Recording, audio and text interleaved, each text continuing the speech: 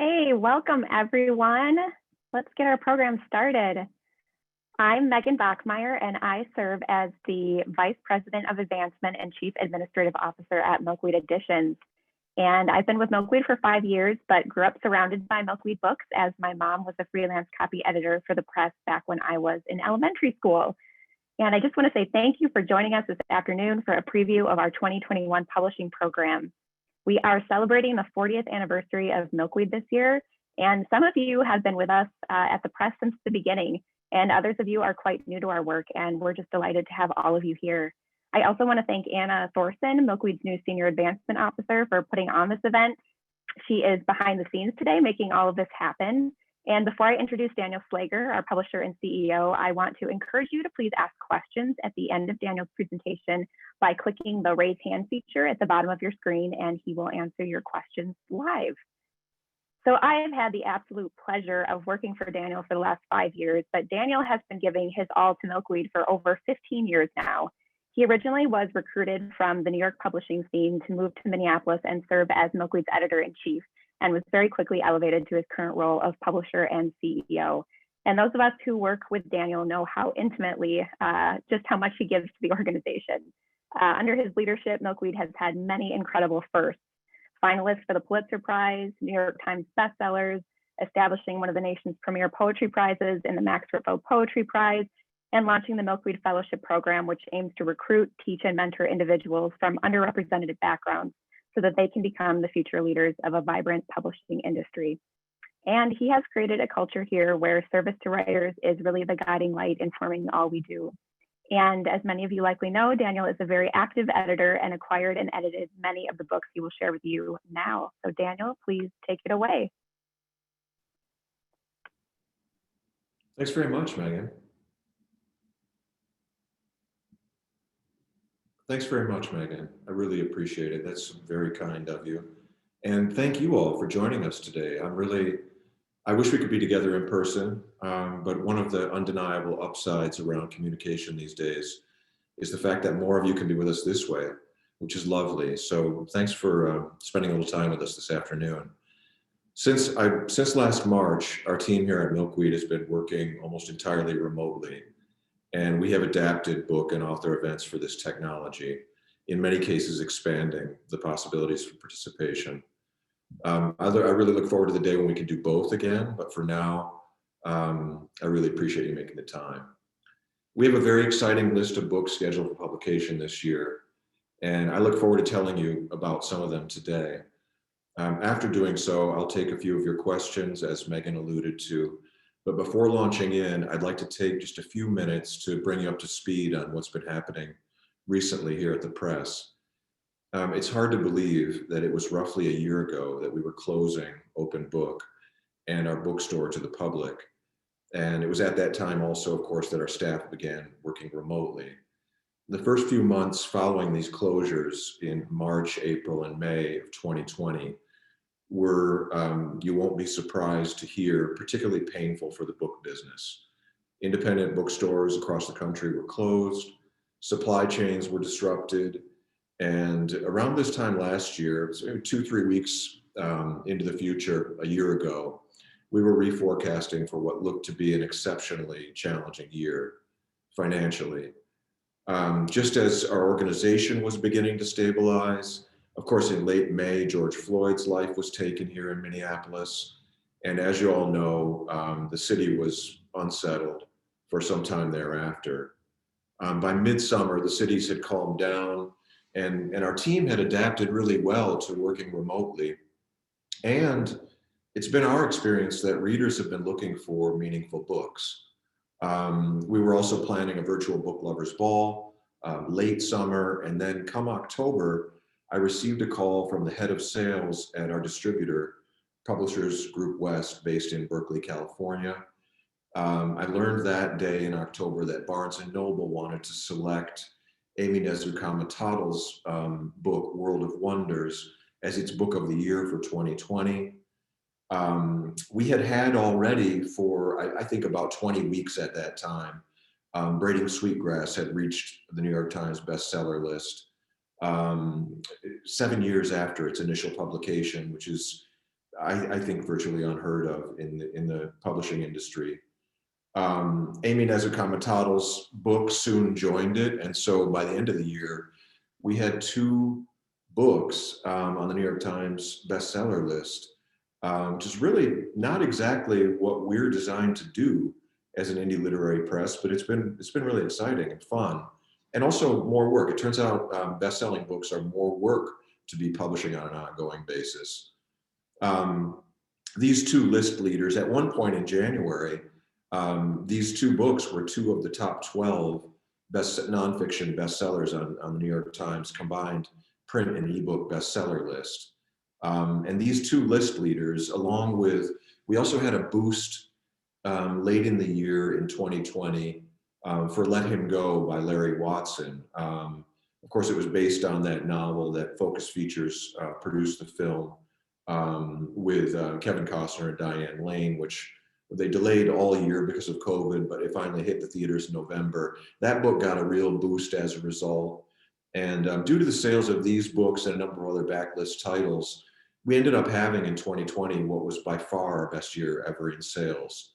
As far as I know, in fact, 2020 marked the first year an independent literary press crested over $5 million in sales. Sales that will result in more than $1 million in royalties paid to authors this coming June. So 2020, the most dismal year in my lifetime in so many ways, proved to be a breakout year for our organization. Of course, most of you will understand that we have such a long runway for the books we're publishing that a surge like this can only have been many years in the making.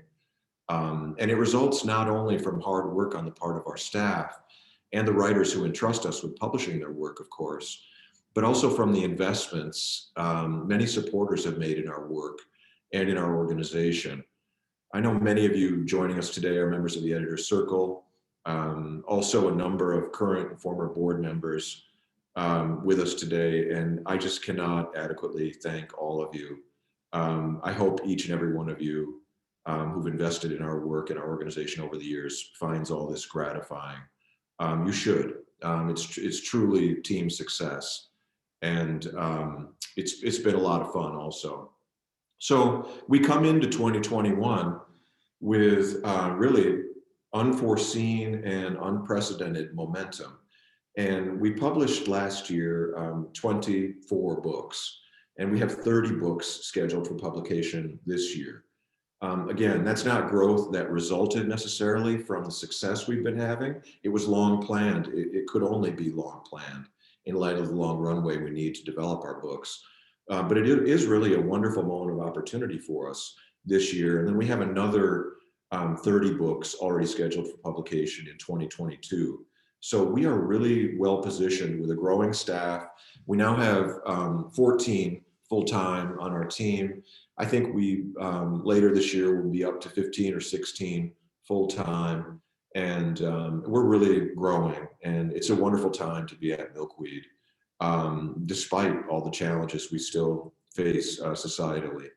So with that, I'd like to launch into describing, of these 30 books, I had to make some painful choices.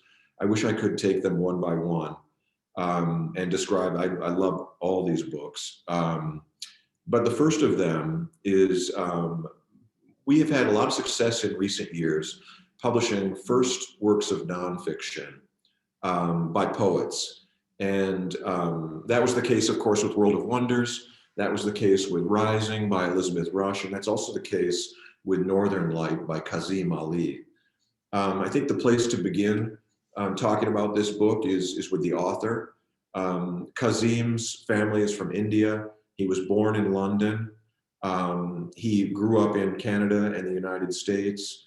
And he was researching, he's the author of about 15 previous books, mostly collections of poems, but also several collections of essays. And he was researching an essay for one of these collections of essays when he came across a story about a suicide epidemic among Indigenous First Nations people in Canada. And it happened to be in a town he had spent much of his childhood growing up in. where his father was an engineer on the construction of a hydroelectric dam up on the Nelson River. And so he grew up in a trailer in this little village that was predominantly native people, as an Indian transplanted from London, which you can imagine, how he feels about place. And so when he came across this story, Kazim Ali, he reached out to an elder in the community, in the Pimichikamak community, and said, I'd like to know more about this epidemic of suicides. And she said, if you really want to know what's going on up here, why don't you come up and visit? And so he did. He was living in Boston at the time. He got on an airplane, several airplanes actually, not coincidentally, because this place is up in Northern Ontario. He went via MSP and landed there and spent a good amount of time with the local community and learned a lot about broken promises made on the part of the Canadian government to the local Native community, and about the environmental and human costs of this hydroelectric dam. The book is really, I think, about the costs of the generation of electricity, the hidden costs to Native people in Canada, and to the environment of something like a massive hydroelectric plant.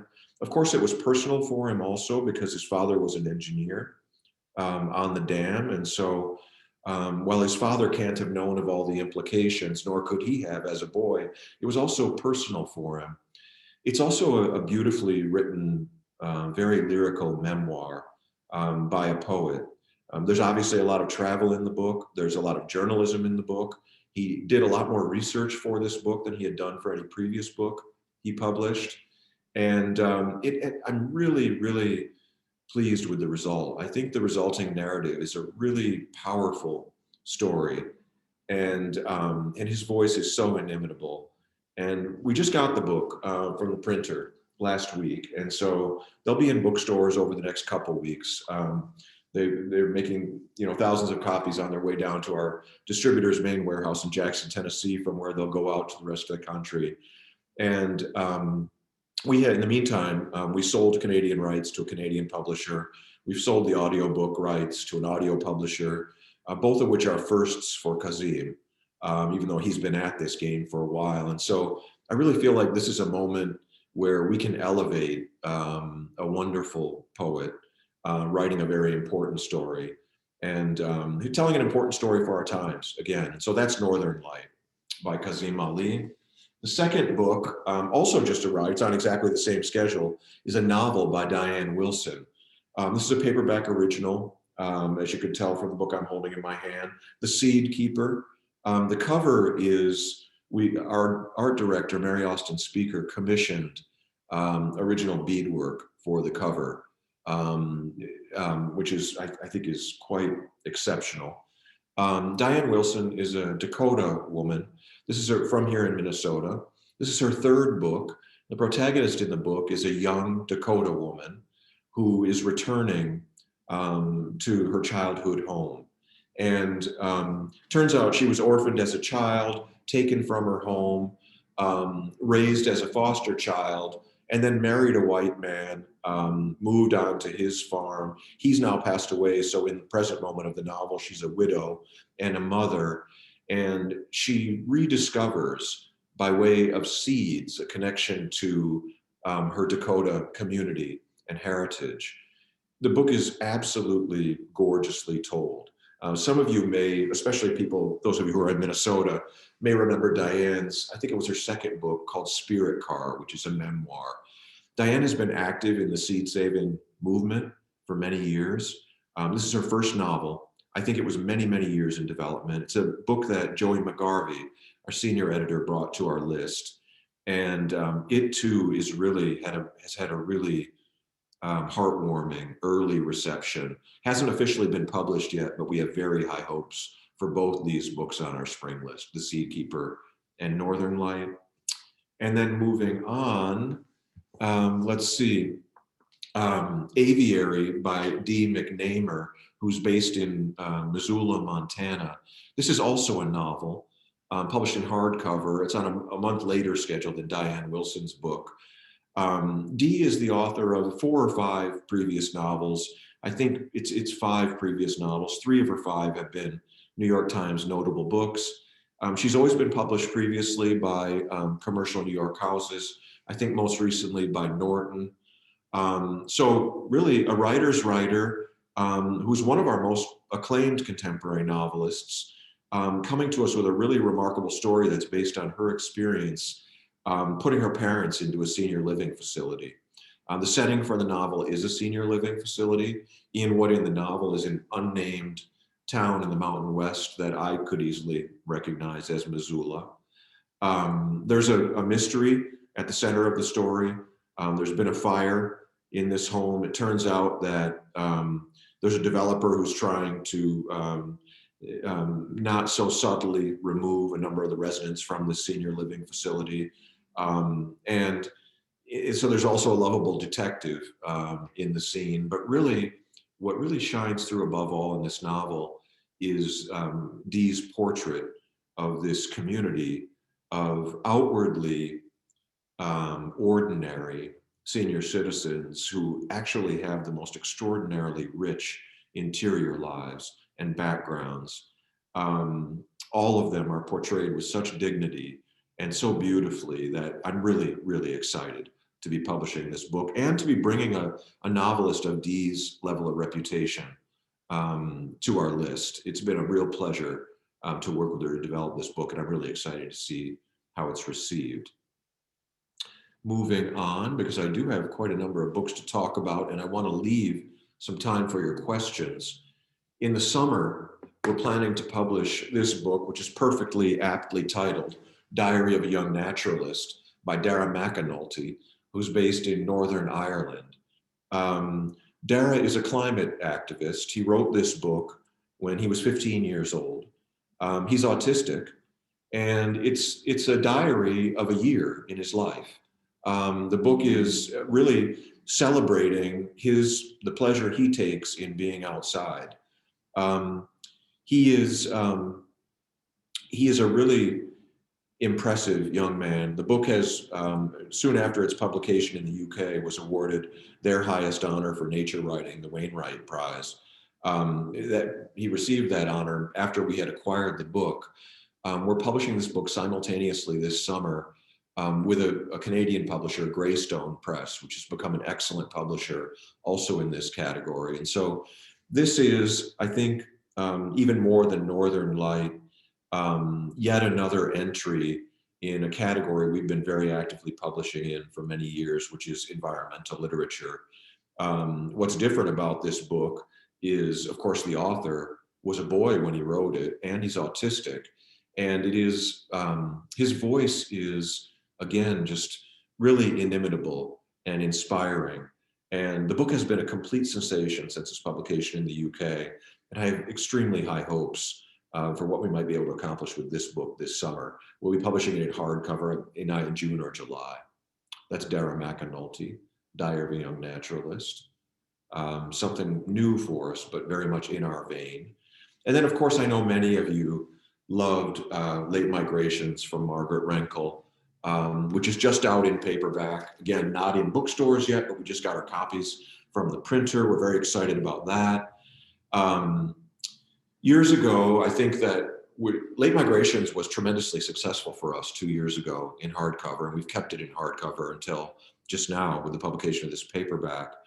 It would have been very difficult for us to retain an author who had succeeded to the extent Margaret did with Late Migrations. That, apart from the fact that she is the most widely read contributing opinion writer for the New York Times currently. So she has a very significant platform as a writer and reaches a broad readership with her weekly columns.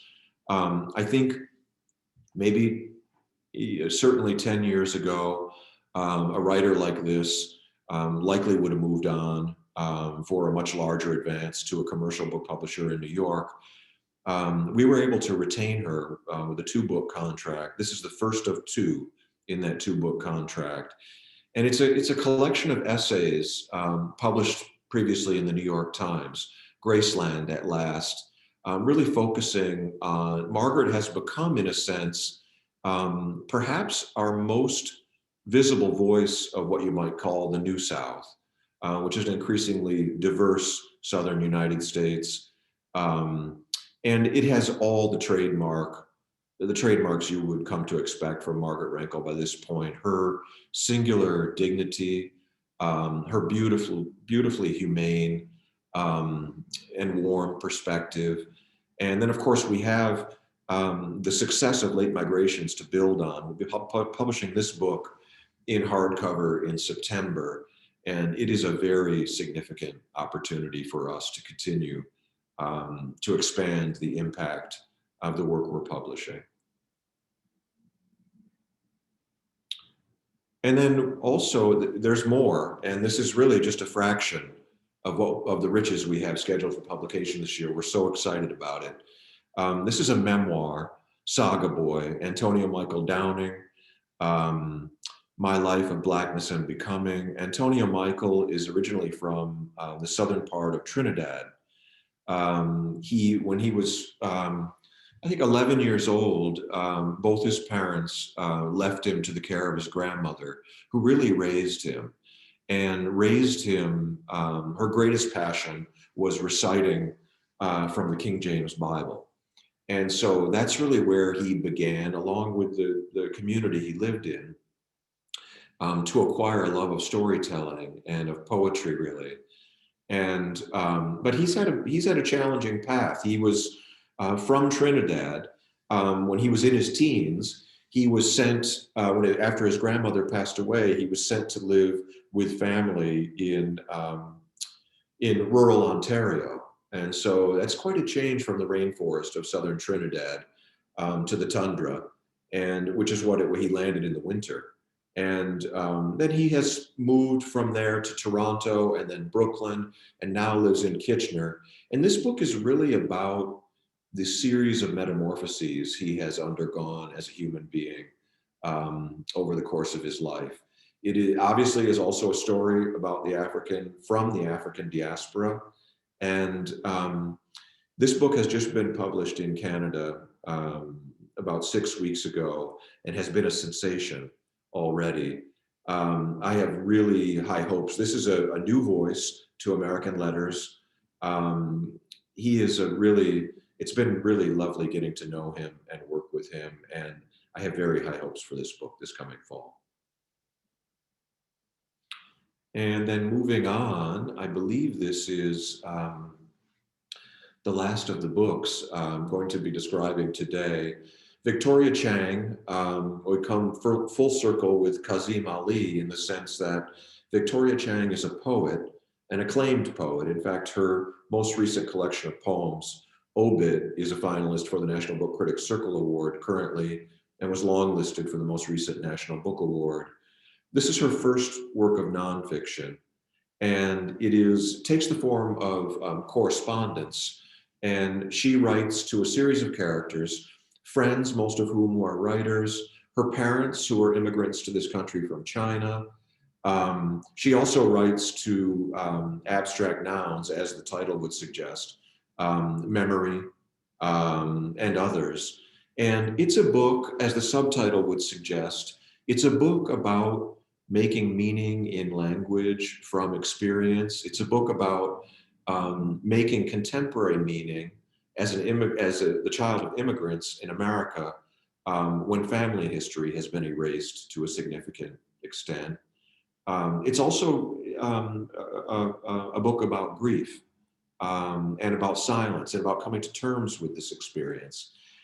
All of it is absolutely gorgeously written, as one would expect from a poet of Victoria Chang's sensitivity and brilliance. And so we're publishing it. It's also, the text alone is absolutely fascinating, but also the book will include a kind of a montage of photographs and other artwork. And so it really will be a kind of a little art book at an affordable price point. Those of you who've been paying close attention to our publishing program in recent years will have noticed that we have been under Mary Austin Speaker's leadership and direction and execution, we have really doubled down on the art of beautiful bookmaking. And I think it's been a part of our secret sauce and part of our success.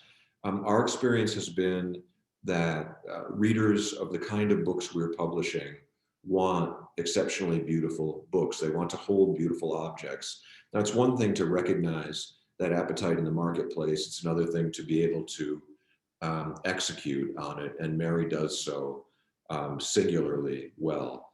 But this book will be an example of exceptionally beautiful bookmaking. Beyond these books, I've selected prose books, even despite the fact that poetry books make up more than half of the number of titles on our list, simply because I want to have some time to dialogue. It's more interesting for all of us, I think, and I want to be able to take your questions. And so I selected the prose books to talk about today.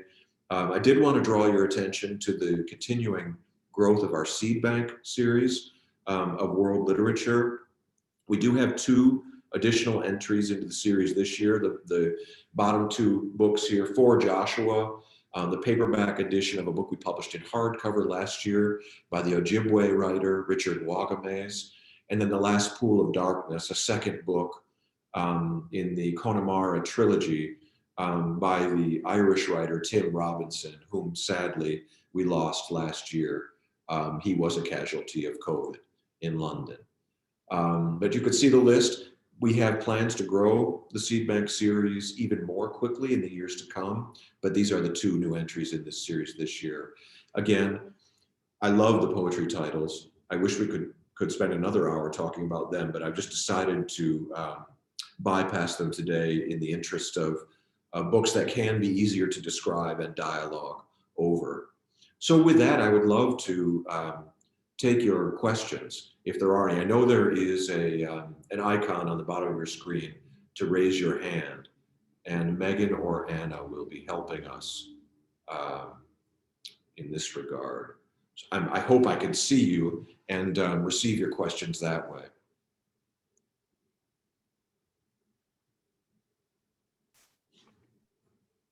I'm going to come up quick here, Daniel, because we had a few people type in questions. Well, I'm happy to look at the chat also, if that's better. During the Q&A. So I've got a question from Libby here. She asks, why did Dee McMahon want to be published by Milkweed? Well, that's a good question. I think that what she told me, I met her when I went out to the Montana Book Festival in Missoula to celebrate the publication of Chris Dombrowski's book, Body of Water, which we published so successfully 4 or 5 years ago. And what she told me is that what she heard from Chris about what we did for that book and for him was what she was looking for in a publisher. And she hadn't been getting it.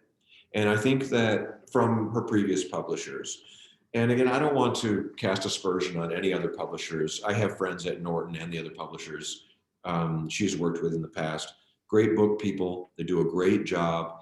I think also it's probably true that when you are a highly acclaimed literary novelist who's had all the accolades and all the review attention, but whose books have not really sold in the kind of quantities that would be appreciated by their accountants, you become a mid-list writer on those lists. And once you have acquired that kind of position among the commercial houses, you really don't get very much attention. And so I think our maturation, what she heard from a writer friend about how we had delivered as his publisher, and then her experience with her last 2 publishers in New York taken together led her agent to reach out to me. Although I should also add, we would not be able to acquire books by writers of this caliber did we not have an author advance fund from which to draw and pay market value advances for these books. We have, as we're growing, we are spending more money on the writers we're publishing, advances and royalties. I alluded to the royalties we'll be paying in June on sales in the second half of 2020.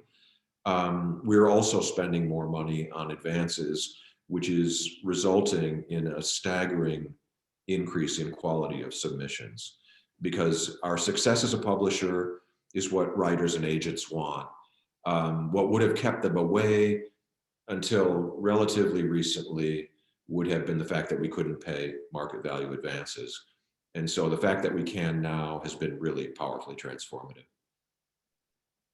Well, you just answered my second question here, which Chris asked exactly that, about how the Author Advance Fund has helped advance Milkweed's publishing program. So 2 answers in one question there. Well, and let me just add, well, maybe other questions are being articulated. Margaret Rankel is another excellent example of that. I kind of alluded to that tangentially in talking about Graceland at Last, but Margaret is completely devoted to her editor, Joey McGarvey, who has brought some great books to our list.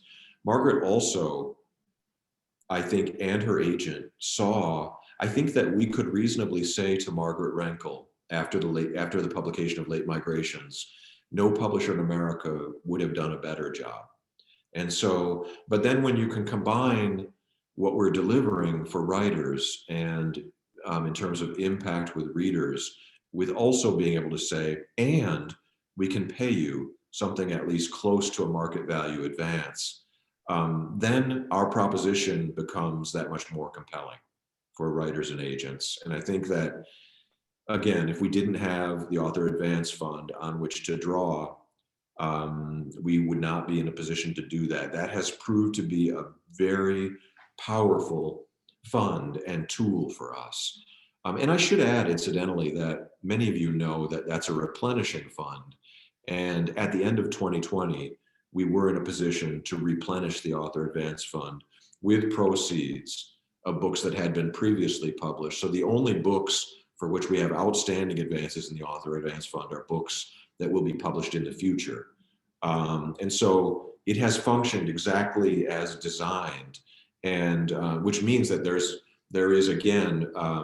there are ample funds there the next time I want to go to acquire a great book. And so it has been really powerful. And many of you contributed to it. Others of you helped design it, and then have counseled me in managing it. And so it really does take a team, and it's just been very powerful, transformative for us. Daniel, Ari asked a follow-up question about when the Author Advance Fund was established. Well, we established that Author Advance Fund at the conclusion of what was really our organization's first capital campaign, called the Metamorphosis Campaign, which concluded in 2016. And we have roughly $500,000 in the fund, and it's a board designated fund from which we may draw money to pay advances on royalties to authors, with the expectation that we replenish those advances as the books earn out their advances and we begin to pay royalties. Now, not every book we have acquired with funds drawn from the Author Advance Fund has earned out its advance, but some of them have been so successful that we've been able to replenish for those that did not successfully earn out their advance also to this point, which again is exactly the way it was designed, because I do not view it as my role to be trying to identify and publish only books that can be commercially successful.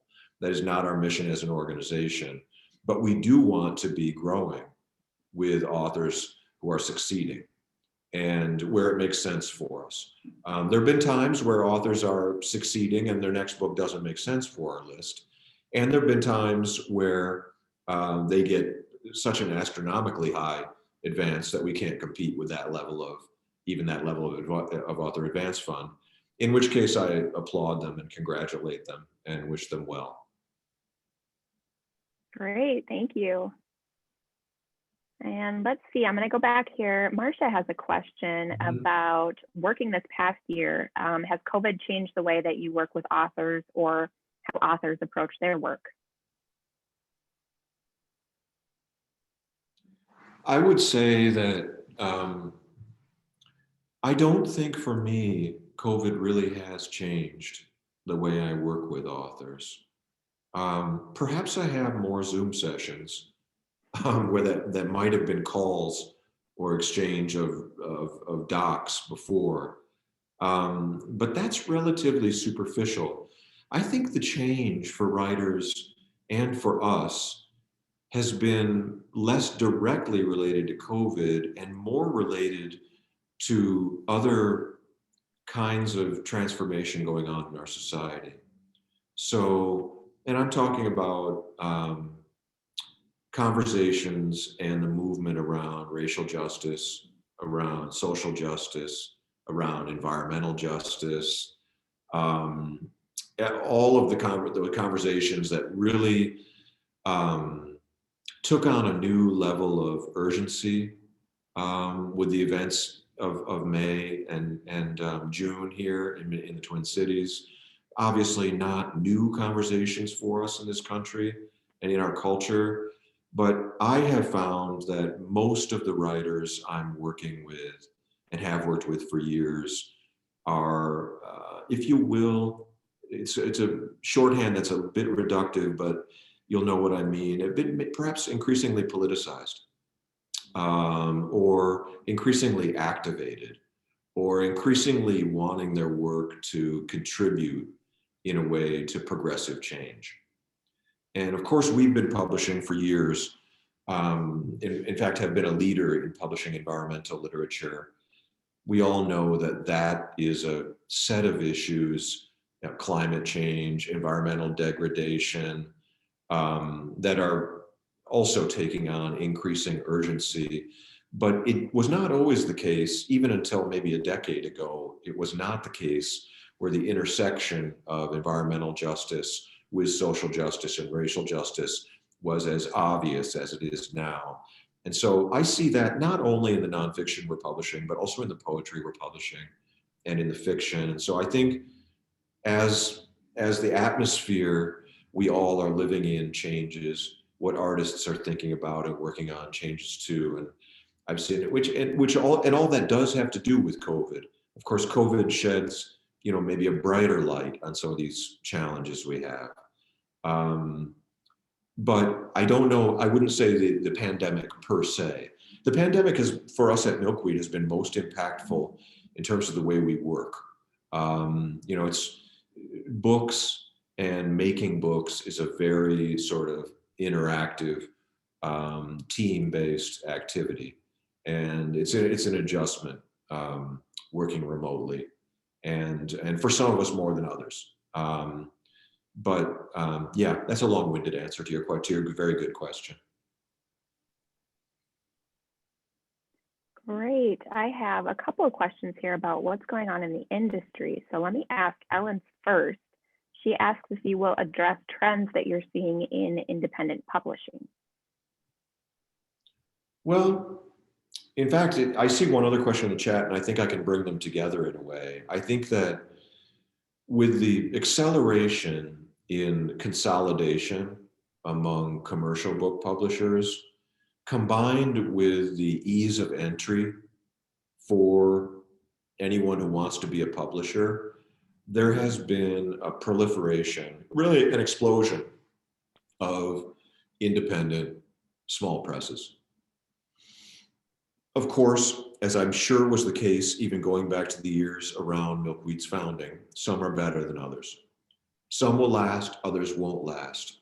But there's kind of a DIY thing going on among people who are interested in books and letters, that is really quite powerful right now, that obviously has a lot to do with the internet. And so that's a trend, is that, I would say that there's a lot of self-publishing going on if you include social media posting as self-publishing, and I would. I think that when people, post on Instagram, that's a form of publishing. Might not be a publishing house, but it is making public utterances, which is really what publishing means. And so if you view that kind of broadly, there's a proliferation of that going on, and it's a huge time of change in our industry in that sense. And I think also there is change going on in a lot of the venerable institutions, both publishing houses and the nonprofit organizations such as, say, the Poetry Foundation or the Academy of American Poets. There is institutional change going on, and really a kind of a reckoning with some of these issues I've talked about. Um, and and so that too is contributing to change. Great. Yeah, there's a lot to talk about there. I think I've grabbed all of the questions from the chat and the Q&A, but folks, if I missed something, please feel free to enter it again or send me a note using the Q&A. But Daniel, I was hoping you could talk to you a little bit about what's been going on with the fellowship program and how that's enhanced our publishing program. Well, yeah, let me first describe what it is. Not all of you will understand what it is. And I think that we long had here at Milkweed what used to be an unpaid internship program. Then it was a poorly paid internship program. And now we have completely transformed it into a fully salaried fellowship program. And I think going back about 5 or 6 years now, and this is something that really crystallized in thought work going on our staff. All of us who work at Milkweed have been, there's been a lot of conversation across the publishing industry, I should say, about the lack of diversity in American book publishing. And we've been concerned about it and have wanted to do something about it. And so the first stage of our thought work was kind of analysis of the situation. And as we looked at the causes for this situation, it became increasingly clear to us that one of the reasons for this lack of diversity was the fact that the point of entry to a lot of paid work in publishing was an unpaid internship. And as we looked at our own hiring practices at Milkweed, on reflection, it became clear that often when we had an entry-level position open up, we would go to our former intern pool. And to be clear, we still have a couple former interns working on our team, and we love them, and they're making great contributions. But when that point of entry is an unpaid internship, that excludes a lot of people from paid work in the industry. And so what we designed was this fully salaried with benefits fellowship program. We combined it with, when we first offered it, and we currently have 2 fellows on our team and intend to hire a 3rd this year. Our hope in launching the fellowship program was kind of threefold, even if this is a bit reductive. 1, to offer employment opportunities to the kind of individuals who had been excluded from the publishing industry, or certainly underrepresented in the publishing industry in America forever. 2, we wanted to add an increasingly diverse range of perspectives to our team at Milkweed, on the understanding that that would enrich our organizational culture. As you will have gathered from this list of books I described today, we have a really very diverse list of books and writers. And we feel that in order to publish an increasingly diverse list of writers and books, we need to have a diverse range of perspectives that work on our team. And so we thought adding fellows would strengthen our organization's culture. And then we also have a dream that fellows graduating from our program will go on eventually to become leaders in the publishing industry, which would enable us to seed more meaningful change across the industry. And so I can tell you that the first 2 of these objectives are already being accomplished. We clearly are enriching the breadth of perspectives at work within our organization. I know that we have offered opportunities to the kind of individuals who never would have applied for our old unpaid internship. And now our task going forward will be to continue to do those things, and then to really put our shoulder to the wheel to try to open doors for these individuals as they're moving on from our organization. The two fellows we have currently are both in their first years. In most cases, our hope will be that these fellows will renew for a second year on our team. And as they get maybe through the midway point of that second year, I'm really looking forward to reaching out, as other members of our team are, to our networks across the industry, and especially in New York, which is where most of the industry is, to try to open some doors, insofar as people want them opened. Because the people we've had as fellows and have as fellows currently have unlimited potential. And so if anything, the initiative has, I had really high hopes for this program. And we're in the early stages with it.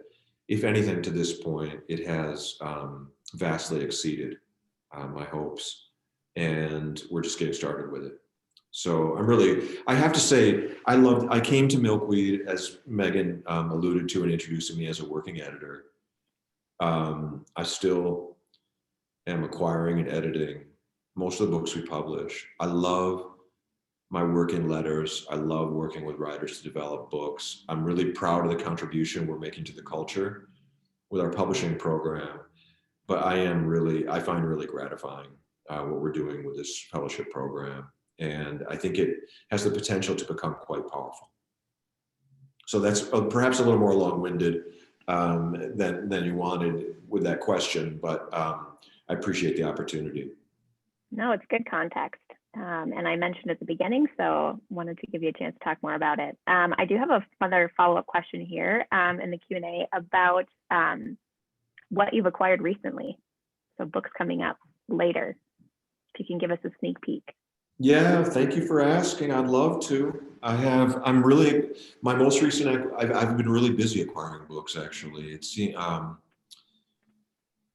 I mentioned that the quality of submissions is increasing, and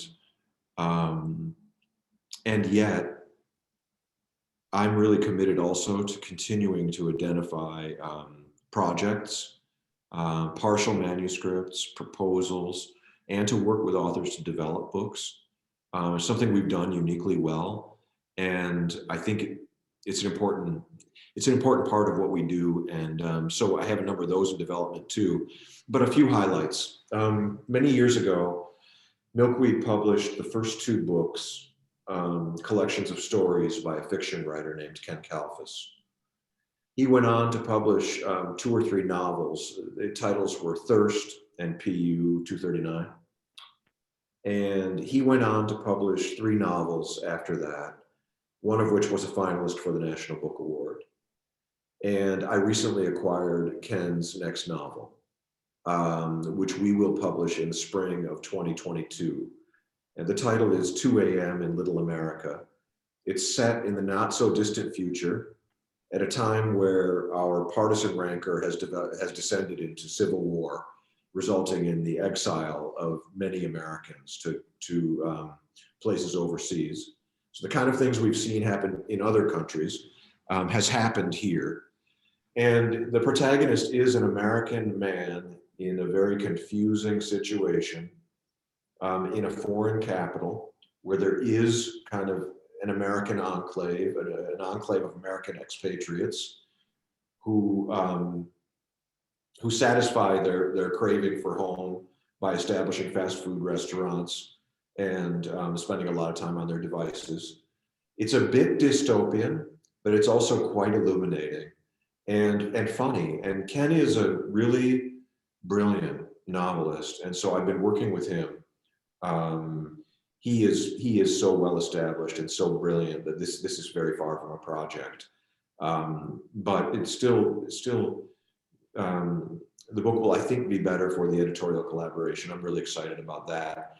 And then maybe one other Again, I'm not really, more Josh Charles, more Ada Limon, more, we have a book coming this summer that is this year's Max Rickville Poetry Prize winner, a collection of poems by Michael Claber Diggs, who happens to be local, our first with that prize.